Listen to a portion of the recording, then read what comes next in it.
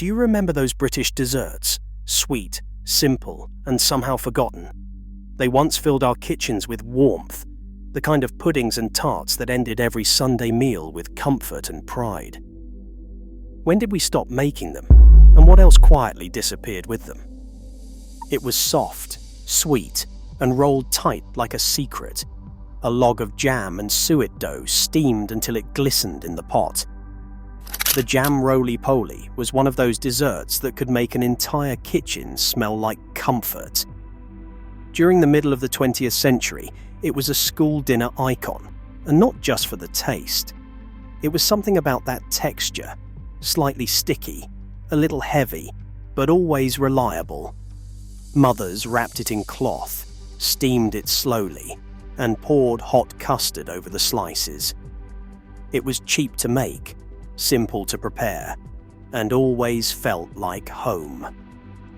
The suet pastry made it hearty, filling enough for anyone coming home from work or school in a damp British winter. You might even say it was the kind of pudding that made the grey skies outside seem less grim. People used whatever jam they had on hand, plum, raspberry or strawberry, and no one ever complained. It was a dessert for people who needed to feel full and happy without spending a penny more than they had. Today, it is rare to see it outside of old cookbooks, but once it ruled the dinner tables of Britain. Here was another suet pudding that made its mark, though mostly for its funny name. But behind that laugh, Spotted Dick was a dessert of pure tradition. The spots were currants or raisins, scattered through a doughy sponge that steamed into something rich and dense.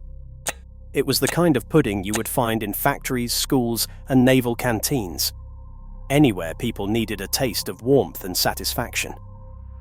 During the mid-century, when butter and sugar were still rationed memories, suet became the hero of the kitchen.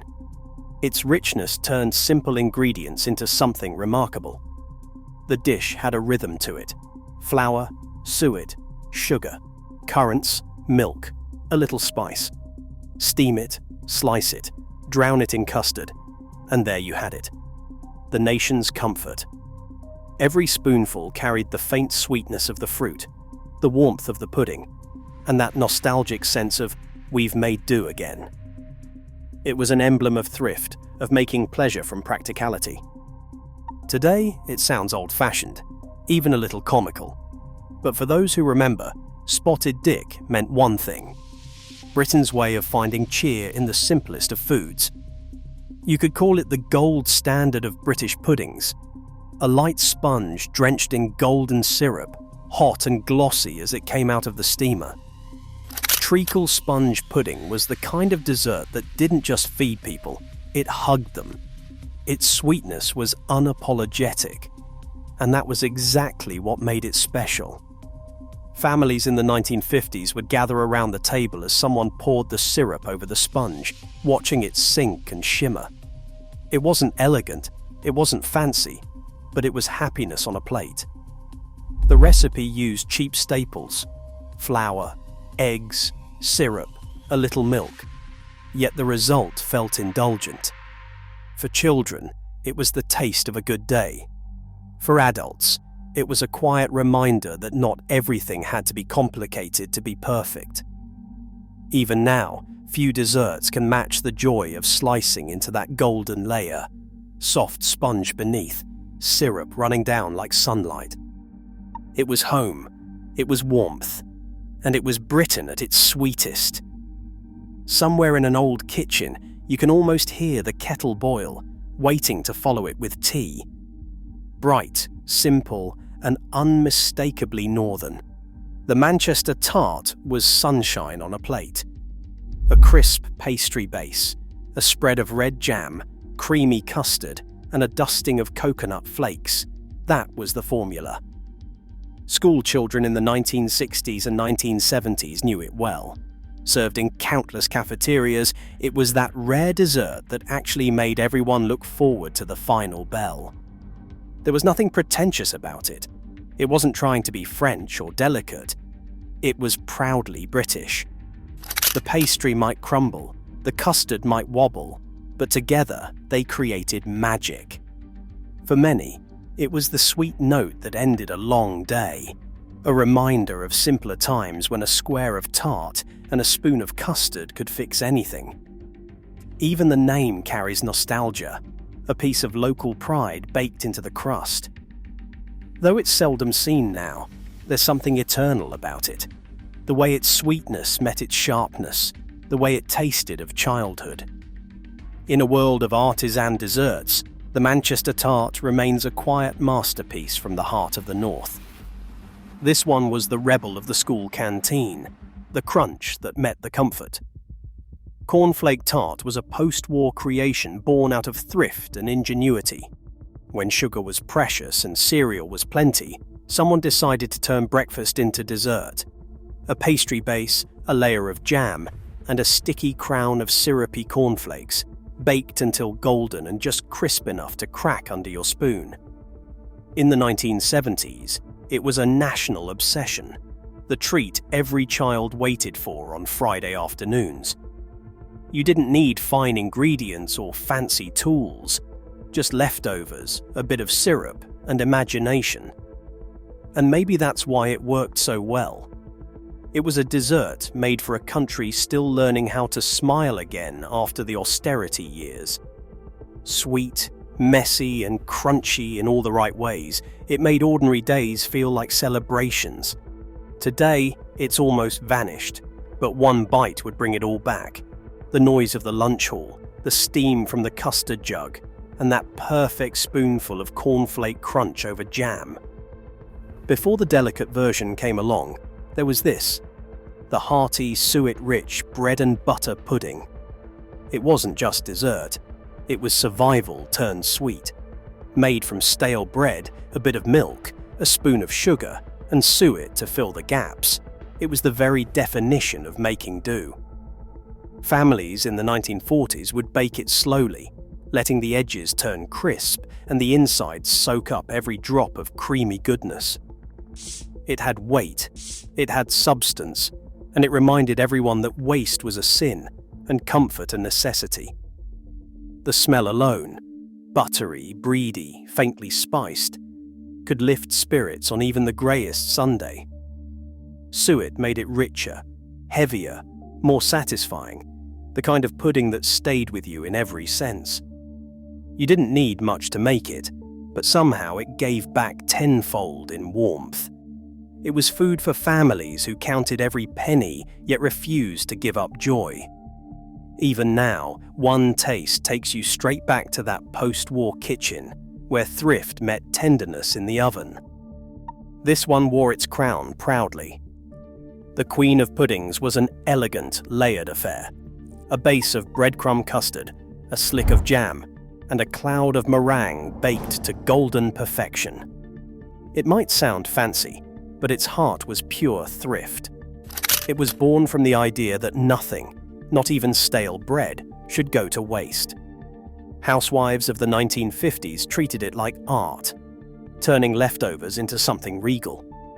The custard soaked the crumbs, the jam added color, and the meringue gave it lightness. Each bite moved from soft to tart to sweet, like a story told in 3 acts. Served at family tables or church suppers, it gave ordinary homes a taste of grandeur. It was as British as a rainy Sunday, yet it sparkled with pride. You could say it captured the spirit of the era, modest means, but ambitious hearts. It wasn't about luxury. It was about making beauty from what little you had, and that, truly, was what made it a queen among puddings. Now, here was a dessert. That sounded plain, but hid a miracle inside. Sussex pond pudding was a suet crust wrapped around butter, sugar, and a whole lemon. Yes, the entire fruit, steamed for hours until everything melted together. When sliced open, the lemon released its sweet, tangy syrup, creating a pond at the bottom of the dish. It was dramatic, fragrant, and utterly unlike anything else. This was not a pudding for haste. It demanded patience and care. Families would make it on Sundays, letting it steam while the roast cooked. The scent filled the house, citrus, sugar, suet, a promise of something rich to come. In an age when nothing was wasted, using the whole lemon was clever and resourceful. But beyond that, it felt indulgent, almost exotic, in the middle of a modest British kitchen. The first spoonful was always a surprise, tart, sweet, buttery, and nostalgic all at once. Today, it's a rare find, but those who remember it know that no dessert ever quite captured British ingenuity the way Sussex Pond pudding did. There's something biblical about its name. And fittingly so. Apples and comfort were its essence. Eve's pudding was one of those humble home recipes that needed almost nothing but gave everything. Sliced apples at the bottom, a light sponge on top, baked until the fruit softened and the sponge turned golden. It was often the smell that won you over first. Cinnamon, sugar, and that sweet hint of baked fruit drifting through the house. During the 1950s and 1960s, when imported fruits were luxuries, the British apple reigned supreme, and this pudding celebrated it. Mothers made it after Sunday dinners, served steaming hot with custard. It was soft, warm, and just sweet enough. There was no showing off here, only the simple pleasure of ingredients working perfectly together. The sponge soaked up the juices, the apples melted into tenderness, and every bite tasted like home. It was the kind of dessert that asked for nothing more than a quiet evening and a spoon. Once common across Britain, it now lives mostly in memory, a taste of the orchard and the oven, lost to time. If there was ever a dessert that symbolized thrift and triumph in one bite, it was this. Rhubarb crumble with custard powder base wasn't about glamour. It was about getting by with grace. Tart rhubarb, cheap custard powder, sugar, and a few handfuls of flour for the crumble topping. That was all you needed. During the 1960s and 1970s, when budgets were tight, this pudding filled tables across Britain. The pink stalks of rhubarb were often homegrown, pulled from the garden, and baked into bubbling sweetness. The custard underneath gave it softness. The crumble above added crunch. It was contrast and comfort all in one. Children loved the bright color, parents loved the price, and everyone loved the taste. It brought a bit of cheer to otherwise grey days. Served hot with extra custard poured over, it was both dessert and memory, warming from the inside out. Today, it feels almost old-fashioned, but in its time, it was the very definition of British practicality turned delicious. A humble masterpiece from an age of making do beautifully. This one was the true working-class dessert, dense, spiced, and soaked through with history. Bread pudding made from stale bread wasn't just food. It was a quiet act of survival, wrapped in sweetness. Families all over Britain saved every crust, every slice that had gone hard, because nothing could be wasted. Bread, milk, sugar, eggs, dried fruit, and a shake of spice. That was all it took. It baked into something soft and solid at once, fragrant with nutmeg or cinnamon. In post-war kitchens, it was the scent that promised comfort after a long day. It wasn't pretty, but it was honest. You could cut it thick, eat it warm, and know that your family would sleep with full bellies. It was humble, but in its own way, heroic. The pudding that got people through hard winters and empty cupboards. Today, it's the kind of thing people rediscover and wonder how they ever forgot it. Maybe that's because it represents something that modern life has lost. Patience, thrift, and pride in making something good from nearly nothing. If ever there was a taste of childhood, this was it. Semolina pudding was the dish that filled the school dining halls of mid-century Britain with the smell of milk and sugar. It was warm, thick, and simple, a spoonful of comfort for children who didn't have much else. But the magic came in the jam swirl, that bright red twist through the pale pudding, sweetening the plainness and giving it life. For some, it was strawberry. For others, raspberry. The swirl was the highlight of the bowl. the reward for getting through another day.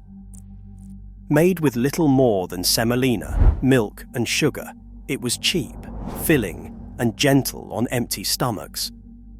Cooks in school kitchens could stretch it for hundreds of children, and for many, it was their first memory of pudding at all. Its texture, smooth yet grainy, might puzzle modern eaters, but to those who grew up with it, it was the essence of comfort. Like most forgotten desserts, it wasn't about luxury. It was about warmth and care, served by the ladleful. Sweet, simple, and utterly unforgettable. Jam and coconut sponge was one of the shining stars of school dinners across Britain. The sponge was light and golden, spread with sticky red jam and showered with shredded coconut. Served warm with custard, it was the taste of 100 childhood afternoons. There was something about that texture, soft sponge, sticky jam, and chewy coconut, that made every bite feel perfect. It didn't need decoration or ceremony, just a square cut from a tray and a jug of custard ready to pour. Teachers loved it, dinner ladies loved it, and most importantly, the children adored it. It was proof that good food didn't have to be complicated. It came from ration-era practicality. Use what you have, make it sweet, and make it count. As the decades passed, this pudding quietly disappeared from menus, replaced by fancier fare. But for anyone who ever tasted it, it remains a golden memory. A dessert that turned the ordinary into something joyous. One spoonful at a time. Imagine sweet, sticky dumplings simmering. In a bubbling pan of golden syrup, each one glistening like amber. That was the magic of golden syrup dumplings. Pure old-fashioned indulgence in its simplest form. Made from suet dough rolled into little balls, then boiled gently in syrup and water. They were soft, rich, and impossibly comforting. Housewives across Britain made them when money was tight, turning pantry staples into something luxurious. It was the kind of dessert that filled the house with the smell of caramel and sweetness, the scent of hope on a cold night. Every bite stuck to your ribs in the best way. Golden syrup was cheap, versatile, and a British treasure in its own right, the kind of sweetness that could make anything better. Served with custard or cream if you were lucky, they were the sort of pudding that ended the day right. There's nothing fancy about them, nothing modern or refined, just warmth, satisfaction, and a spoon scraping the last of the syrup from the bowl. Light as air and sweet as a sigh, apple snow was the dessert that floated above the heaviness of post-war Britain. It was made by whipping apple puree with sugar and beaten egg whites until it turned pale and foamy, like a cloud in a dish. Cold, clean, and faintly tart, it was the sort of dessert that made you feel civilized, even when the world outside was anything but. It wasn't meant to fill you up. It was meant to lift you. Families who had grown tired of stodgy puddings loved its freshness. A few apples, a bit of sugar, and some care. That was all it took. For children, it was a treat. For adults, a reminder that elegance could come cheap. Often served in little glass dishes, it looked like something out of a tea room rather than a kitchen struggling to stretch the week's rations. Forgotten now, perhaps because it feels too delicate for modern tastes, apple snow once showed that even frugality could be beautiful. If you went to a British party in the 1970s, this was waiting for you. The trifle with tinned fruit and wobbly jelly, layered high in glass and proud of it. It wasn't sophisticated, but it didn't need to be. Sponge fingers soaked in syrup, jelly with peaches or mandarins from a tin, custard on top, and a final layer of whipped cream. It was celebration in a bowl. Every household had their own version, often improvised with whatever was on hand. Bright, colourful, and a little chaotic, It captured the spirit of the time perfectly. You could find it at birthdays, church halls, or neighborhood buffets, glowing under the lights like edible stained glass. It tasted of sweetness, nostalgia, and community, Britain's cheerful defiance of gloom. Even today, one look at those layers brings a smile. It was dessert not just to eat, but to share. A memory in every spoonful of jelly and custard. Before French toast became fashionable, there were the poor knights of Windsor. Simple slices of stale bread soaked in milk and egg, fried golden and dusted with sugar or spread with jam. It was the breakfast that turned leftovers into luxury, and the dessert that stretched a family's supplies just a little further. The name itself came from an Old English tradition, a nod to the retired soldiers who lived modestly in Windsor Castle. Yet the dish's spirit was shared by every British household that learned how to turn thrift into pleasure. Sweet, crisp on the edges, soft inside. It was proof that comfort could come from the humblest of things. Served hot, with a spoonful of jam melting on top, it was the taste of kindness in hard times. You might call it resourcefulness. Back then, it was just life. Every bite told the story of a nation that refused to waste, refused to go hungry, and still found joy in the small things. Few desserts capture British summer like a gooseberry fool. Tangy, pale green gooseberries stewed with sugar, folded into cold whipped cream. Simple, sharp, and delicious. It was the kind of dessert you made when the garden gave more than you could eat. In the 1950s and 1960s, it was the taste of early summer, the promise of sunshine after months of grey. Every region had its own twist. Some used custard, others just cream. It was rustic, honest, and distinctly British. The fool wasn't a dish for guests, it was for families, a reward for gathering and growing together. Served in glass bowls, pale and glossy, it looked far grander than its ingredients. Today, when gooseberries are rare in shops, it's almost forgotten. But for anyone who remembers, it's more than a dessert.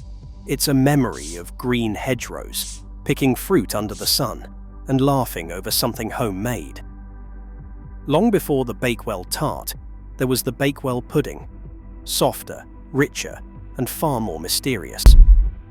It began in a small Derbyshire town, baked by accident or genius, depending on who tells the story. A layer of jam on pastry, topped with an egg and almond filling that set into something golden and luscious. The modern tart made it famous, but the pudding was the original, custardy, delicate, and intensely British. In post-war homes, it was seen as something special, a pudding for Sundays when you wanted to feel a bit posh.